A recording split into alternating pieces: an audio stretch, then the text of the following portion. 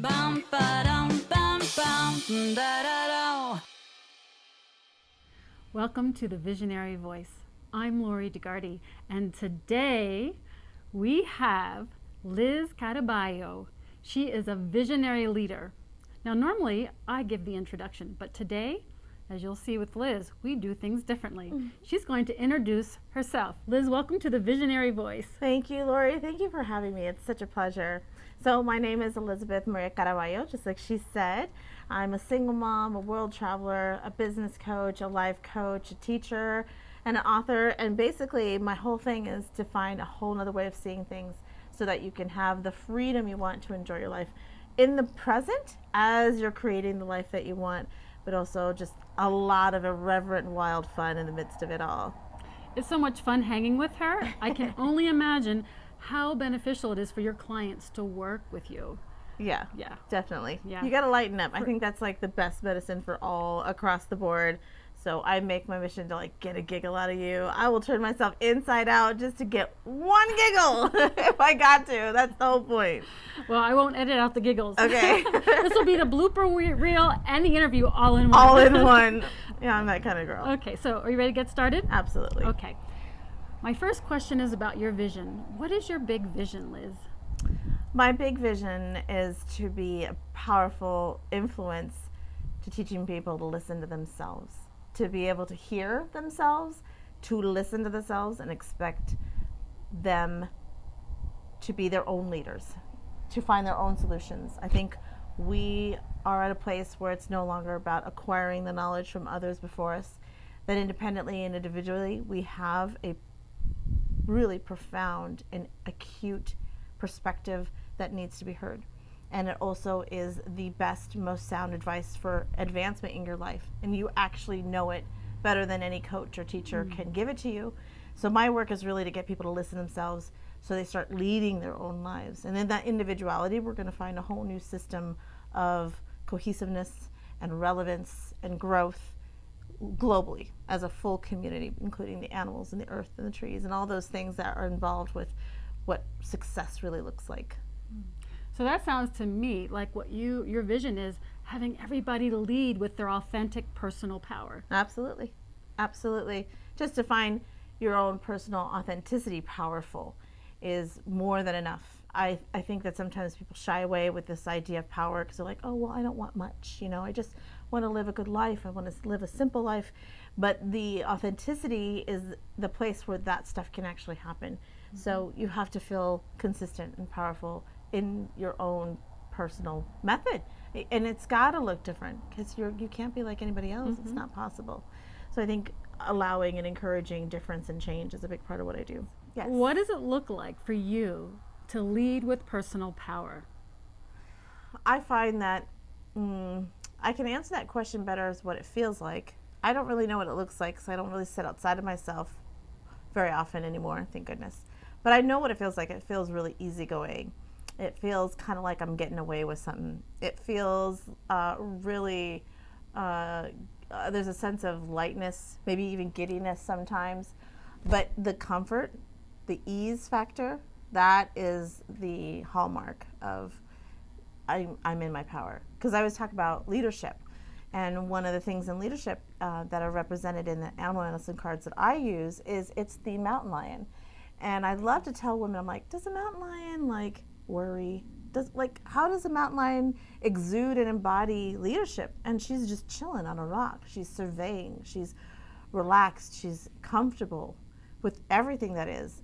And she's not trying to micromanage anything. So I really know that for myself, in that place, within that context, that's when I know I'm doing it. Because I feel, yeah, it's just Otis Redding on a Sunday morning kind of a feeling. You just feel good. You're like, oh, I feel great. I got this. That's what I know. And I get the vision out, that mountain lion chilling out on a boulder somewhere and roaring, like so calm and peaceful, but powerful all at the same time. And the other thing is, it's as if you know a secret. That feeling that I'm getting away with something just means like for some reason I got the shortcut line. And I don't have to go through all of that, suffering is a part of it, but just that distance from your own self and I'm just enjoying it. Like I just kind of I feel like I coast the top a little bit, and I'm like, oh, it's great up here. So I won't say anything. You keep doing what you're doing. It's just like, Right. you know, like I'm not trying to rub it in. It's just really good up here. You know, I don't want to be a jerk about it. Yes. Yeah. So Yes. that's that kind of feeling where you're like, ooh, it's really good. Just, you know, don't brag, but it's really good. You know, that kind of feeling. It's like you're living your life effortlessly most of the time, and there are some times when you maybe are, maybe not you, but me, I'm talking about me, maybe pushing a little bit, and I have to remember, no, there's no pushing needed here. And yet I'm sure there was a time where you weren't just coasting and chilling, when you weren't leading with personal power. I find that, you know, even within the last 6 months, I've had some real like pinches, like bottlenecky moments with that sense of like coasting, where there's kind of like this pinch and the constriction's there, and it's kind of like that evidence like, oh, something's kind of shaky. And in that, there again, my solution that I keep returning to that's really proven good for me is really relaxing and purging and allowing. And that's so contradictory to my impulse to, you know, my training to work harder, to wrestle it down. And even in that, I still feel like I'm getting away with it because I have figured out how to go through even strife easier. You know, even my conflict, I have a better route through it. It's just,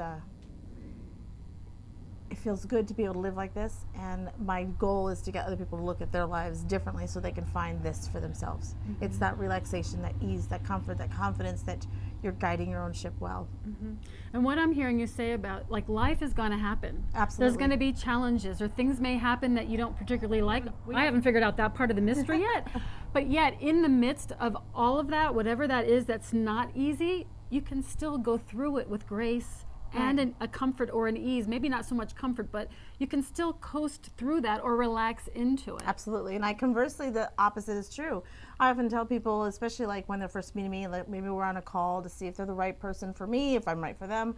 I always assure them, listen, your health, your healing, your wholeness, your regeneration, your capacity, that's always going to happen. You're always going to heal. You're always going to restore. This is just the pleasure and the privilege of articulating how. Am I going to grow more bitter? Am I going to grow a little more open? Am I going to grow a little more wise, or am I going to assume a little bit more than I have before? Am I going to grow into more of the know-it-all, or am I going to grow into a bit more of a questioner and a wanderer? And I think this is that apex of question and articulation that we're afforded because we walk on the shoulder of giants, right? So we've been given this ability to choose so much more articulately for ourselves because of our ancestors and what they've done. And so we get to be here with ring lights and phone cameras and a gorgeous view and, you know, great teeth and all these things that we are, that wasn't guaranteed 100 years ago for our families. So, yeah. One of the things that you just said that really came out to me is that ability to have a choice. You can't choose differently unless you have the self-awareness. And a lot of times that comes through hitting bottom or a challenge.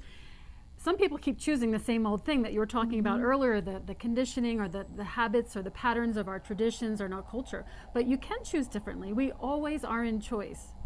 Yeah, and there's not a human here that hasn't observed variety. And so with the gift of the observation of variety, you are presented immediately with a choice, regardless of the condition of your life. Because you now have a new opportunity, a new thing to focus on in a new direction. So again, I just feel like it's inherent. Your ability to choose, your ability to grow, your ability to evolve, your ability to seek more, it's constantly present because nobody lives without variety. You know, between weather to humans to, you know, political, social convention, all that provides variety. And we observe people living differently. And the way they live, whether we resonate or not with it, is an indication of where we need to go. So if I really don't like where you're living, that's my good condition, my indication, my little compass moment of like, well, maybe I'll go over here a little bit because this doesn't feel so good over there. But if I really like what you got going on over there, I might like scoot up a little bit more, ask a couple more questions, buy you a drink, figure out what's going on, right? So tequila is my favorite, right? by the way. So that variety is the whole point. So it's like there's never a moment that there's not a human without option. And when you know you have option, because you're inherently a beautiful mechanism of focus, you have opportunity. A beautiful mechanism of focus. Yeah. You have such a beautiful way with words, and you Oh, do. I thank said that you. before when we met. She's Thank great. I you. love her. You need to write a book or a couple. One of these days, I'm going to sit my ass down on the chair for more than 20 minutes. I'm going to write me a book. So Liz, you have all this amazing insight, and I'm wondering, was there a time in your life that you didn't have that insight, or you weren't able to make that choice, and you weren't leading with personal power? Oh, absolutely. When I was outside of my personal power, there's a lot of people I like to fix, so I pick up people for their potential. And I notice that I also have a lot of habits that will induce a sense of ease and calm, even if it's inauthentic. So that could be a drink, that could be smoking a bowl, anything that would just like make me bliss out and be like, then in that space, I could make a sound decision. So I think my kind of place of lack of power is tension and a feeling of maybe it touches on the word frenetic, where there's just this sense of emergency where I don't really feel like it's all settled. Kind of like when you sit in your house, you're like, I know I'm forgetting something. I'm going to walk out that door, and I know. And it's not always serious, but as a perpetual emotion, that sense of anxiety does wear, and it changes your perception of what's possible for you, because now you're always on some kind of defensive. You're defending yourself from you're defending yourself from opinion and, possible negative action, So for me, outside of that power or that feeling of authenticity, that's what it looks like. Just a lot of indecision, a lot of anxiety, a lot of duplicity, where I can literally encompass both sides of the stick at the same time, which is not actually true, but since they were so closely related, it was it was just a simple switch from one text to another, or from one environment to another. I have two different methods, standards, capacities, interactions, personas, No matter where you were in the world, what you were doing, or who you were with, there was that inner conflict and that anxiety or that duplicity you were talking about, like that, just that inner conflict. So many people have that every single day, forever and ever and ever. And the thing is, it doesn't have to be that way. But many people, and perhaps you, have that inner conflict every moment of the day, or most moments of the day. And it gets so common for you that you don't even realize it doesn't have to be that way. Right. Well, you get your tolerance for BS raises, and so things become relative. So if you're really used to a really crappy pair of shoes, that pain in your pinky toe becomes relative. But over 40 years, you lose the pinky toe. After time, it just becomes institution, which is nothing less than mammoth, right? Right. So how do you realize that there is another way to live, that choice that you were talking about? Right. It's risk. risk. What was the catalyst that took you from that inner conflict, always being indecisive? What took you that said, hey, Liz, there's another way to live, and you were able to make another choice? What was that catalyst for you? The way you test if you're being complacent to small agreements of small pains is with risk and doing the uncalculated. And we're always presented, every human's presented daily with a bit of risk.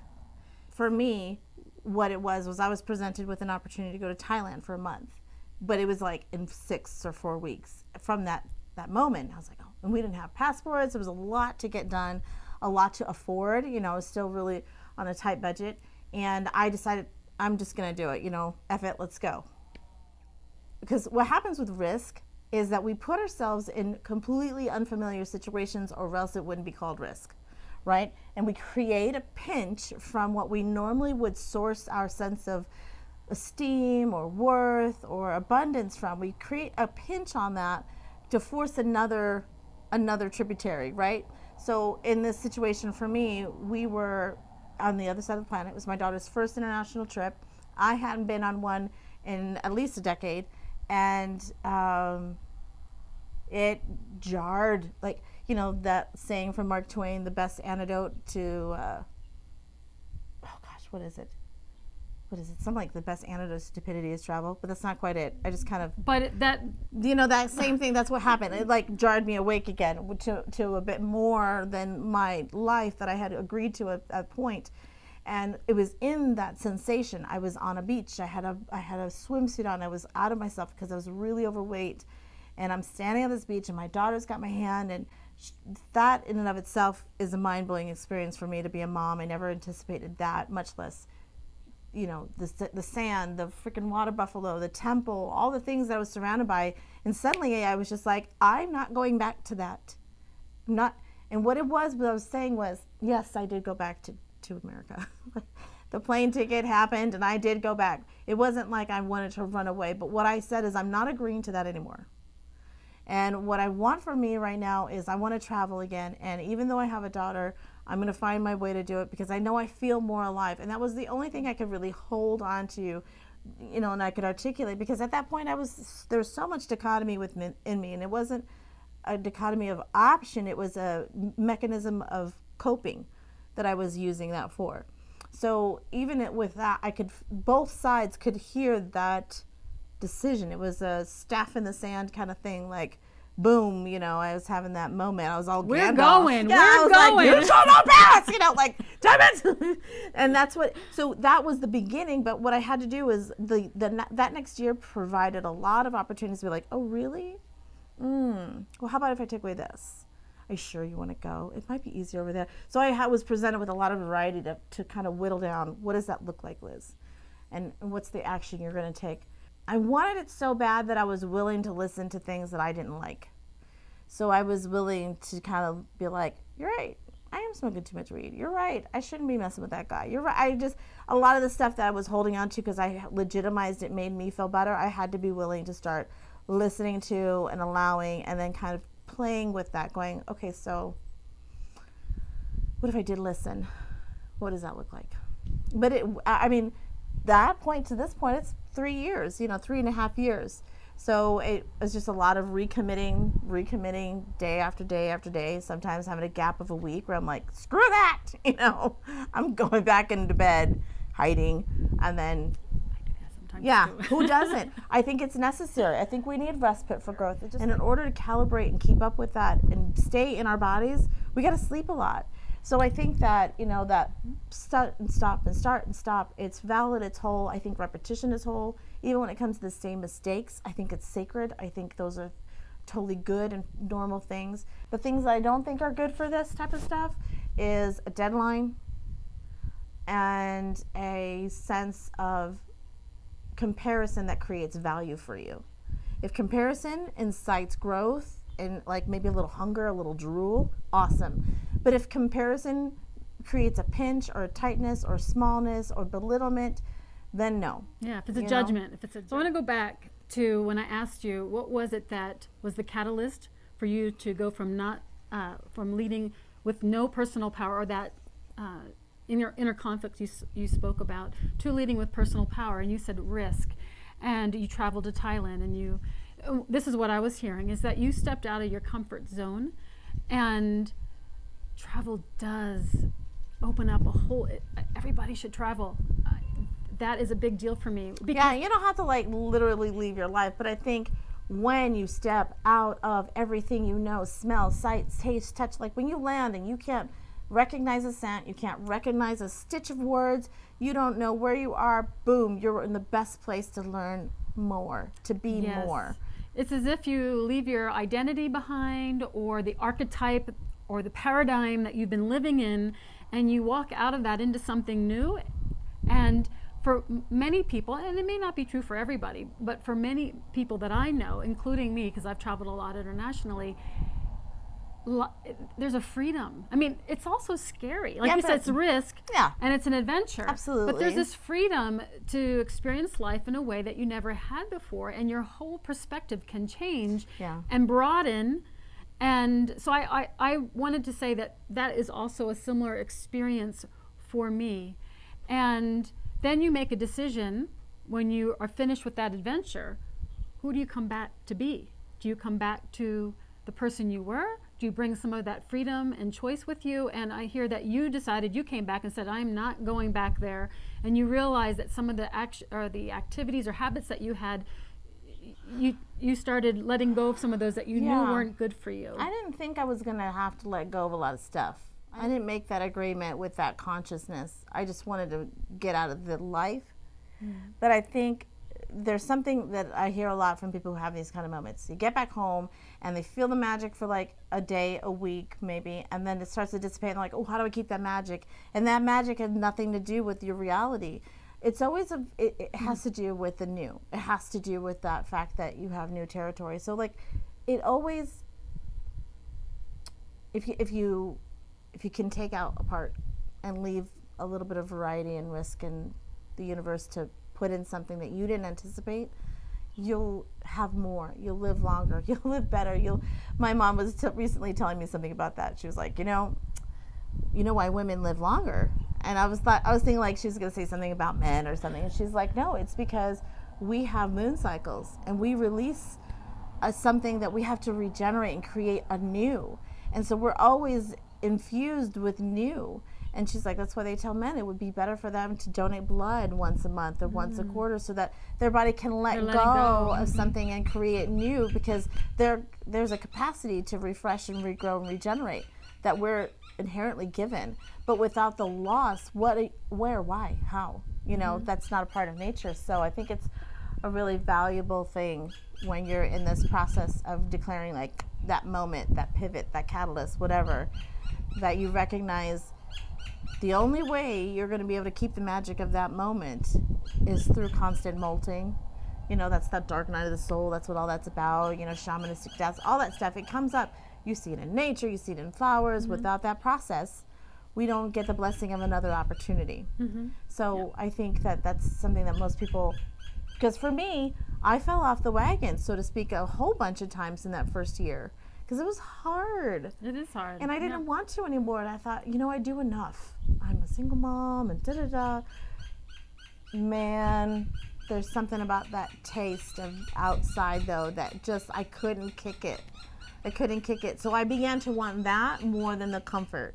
But that argument, that switch, where the pendulum had to move, took a minute for it to really register with me, to change my behavior. Right? Yeah, and it's an organic process. Yeah. And that's what I'm saying. If you put too much of this idea of time, like, oh, I should be further now, or I'm going to have that, job and live outside the country within the year.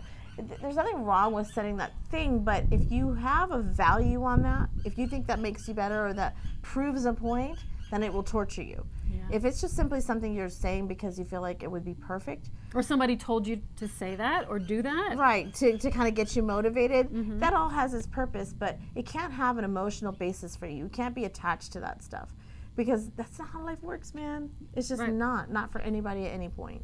Yeah, and then you kind of exclude the creative magnitude of the universe. Yeah, there's that variety. Right? Liz, what is that unique essence of you that, if you were to point at through all these experiences that you're sharing with us, that makes you you in the way you are a visionary, the way you lead with personal power, and everything you shared with us? What's that unique thing that's Liz? What is that?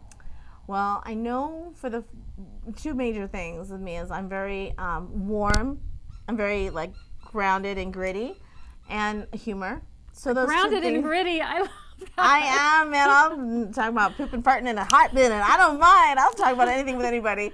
And then I love humor, and I think those two things are really what distinguishes me. I don't think I have information that is unique. I think my method may be just a touch unique. But my commitment to living outside of convention is, I think, one of the biggest buoys that a client holds on to with me. It's natural for me, and I just can't give it up for anything at this point in my life. And so I think if there's one piece of credit that I have towards any growth, towards anyone I've worked with, is that I'm continually like, then do it different. I don't care what they've done. What if? I just do not see a reason why things can't be the way you can see it. I always ask my client, what's your vision in your heart? Did you see a picture? And I want to know what that picture is, because I believe that is sound. There is something inside of you that's given it to you. And for some women, they just find it so silly to even think about it because it's so far away from where they're at. But my brain doesn't see that. I just think if we turn this upside down enough, we can find it. And I just think that is the best thing I could do for anybody, is just continue to think outside of convention, think outside of rules, think outside of probability. and move into more of this proactive creative thing. I like that you're saying what if. So what I get with you, besides being grounded and gritty and having humor, is that you give these permission slips. You know, you sit at a desk with a permission slip, Lori or whomever. You have permission to be your wild, crazy self, to live that vision in your heart. Like, what if that was possible? You know, because if you don't ask that question, then you're not going to ever take that risk or step out of that comfort zone and lead or let go of what doesn't work. Or be able to resonate with your solution. This is the hardest thing for us because we're just looking at the problem and how we could have prevented it and all these things. But our solution resonates so differently than our problem that we have to be able to ask, what if this was perfect, because it's setting up the solution. And then even within that small contemplation, the solution gets a little bit of traction in you. And that's really what this is about. But if you cannot look outside of predictable context and, you know, interaction, you're lost, because you're just going to keep repeating right things. You think and you're then you're safe, justified. you think you know where you are and you're safe and everything, but really it's what she said, you're really lost if you stay with that thing that doesn't bring you joy, that really buys you like some approval from somebody else. Yeah. If you choose to do it differently, you're not going to be able to keep that up. And so you got to realize it's okay and it's possible and it's almost demanded. It's my responsibility to do it differently and not have to buy my territory with your agreement. I'm going to buy it with my expression and that authenticity, and I'm going to rest and be calm in that, and that's enough. Yeah. You know, I love Abraham Hicks. They were one of the first teachers I bumped into when I was 16. And so it's been a long time I've been listening to them. But one of my favorite things is she would say, I did that too. So if something goes wrong, she's like, oh, I did that.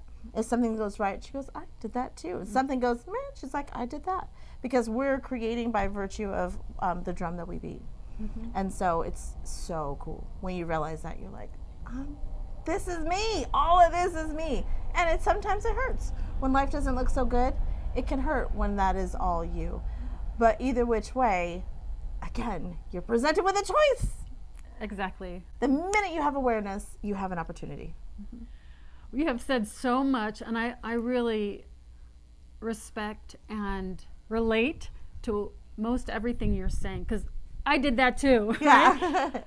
So what are 3 leadership visionary qualities that you would recommend for the viewer to try on for size? That's interesting you were going to say that, because I was like, I should bring my cards to give something to share, and I just didn't pull them out, and so you're doing it anyways. So I will share with you. I just got possum in my mind. Can I ask, before you share your 3, what does possum represent? Strategy. And so strategy in direct relationship with possum has to do with, sometimes you got to play dead. Sometimes you got to play dead so good that you stink, to let the other pieces do what they got to do, because they're not going to factor you in. And sometimes that could be a great advantage to the next steps forward. And also to those things that are siphoning off of you and it's to your detriment, when you play dead, they lose their source. And so therefore they move on, and you kind of got some more territory. You got a little more real estate, right? And so strategy has a lot to do with taking a pause, looking at things and going, what's my low-hanging fruit? Where should I just play dead because it's out of control right now? And then moving from there. Okay. So that was what popped into my consciousness. And now let me give you the talking stick back. Yeah. What are 3 leadership visionary qualities that you would recommend? So my idea of leadership and vision really is when you choose to be a bigger example. Not bigger as in like you got more money, but you're willing to let more people see how you live. I don't think that leadership has anything to do with like a displacement where one is ahead and others aren't. It's a very co-creative space, because in order for me to lead, you've got to resonate with me anyways, right? I couldn't find you if you were a completely different place. So I have to say that the first biggest thing that I would say is humility. And humility isn't about taking yourself down or minimizing your shine or what you know. But humility to me has a lot to do with taking the criticism and loving the critic. It has a lot to do with finding the value in the difference even when it seems detrimental to you. And I think humility also has a lot to do with recognizing that in tandem with a criticism being something that you could take with a grain of salt and it doesn't have value in your character, same thing with the compliment, same thing with the accolades, same thing with following. When someone follows you, it doesn't mean that you're doing great. It just means that someone's resonating with you. So I think humility is a really great thing to just keep all parts stable, and it's one of the best ways to protect your inner sanctum, the inner family, the closest friends, some of the stuff that seems to get pinched when we start growing fast and big, especially if it comes into popular culture, like lots of people, or a large influx of cash or some kind of energy.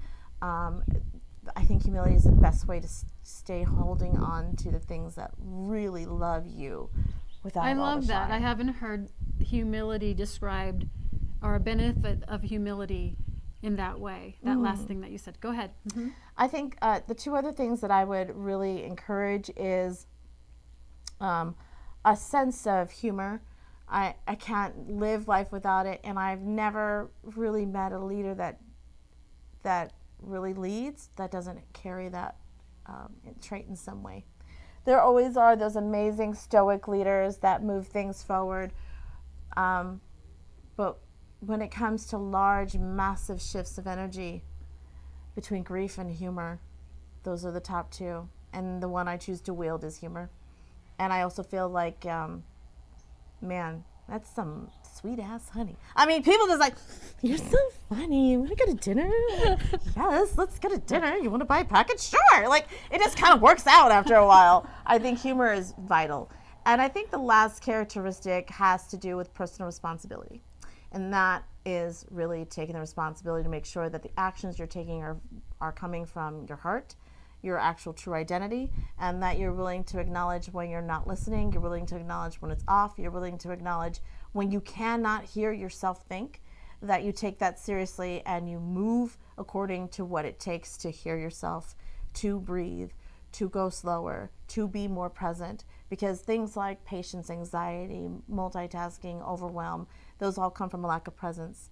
And so it's your personal responsibility to know where you are within your soul, to invite your ancestors to work with you. It's your personal responsibility to uplift and share within the context of your own life if you want to uplift your own vibration continually. If you want your life to be uplifted, then you need to be a source of upliftment. It's definitely be the change kind of a thing, but I think that all of that falls under personal responsibility. And it comes when you make a mistake.